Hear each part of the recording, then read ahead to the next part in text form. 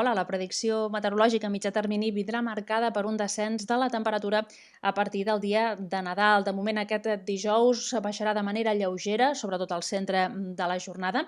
Un dijous amb núvols força nombrosos, sobretot a partir de migdia a les comarques del nord-est, on hi podrà haver alguna precipitació de caràcter feble. També al vessant nord del Pirineu, amb una cota de neu que baixarà fins als 1.000-1.100 metres al final de la jornada.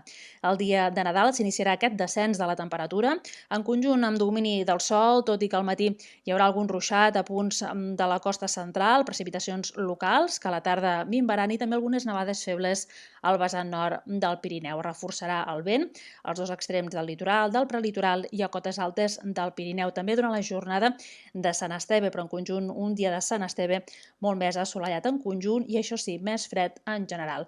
Ambient fred que es mantindrà de cara a diumenge, tot i que amb més núvols a partir de la tarda. Per tant, venen dies de ple hivern arreu del territori i amb una fiabilitat de la predicció que es manté força alta. Això és tot de moment des del Servei Meteorològic de Catalunya.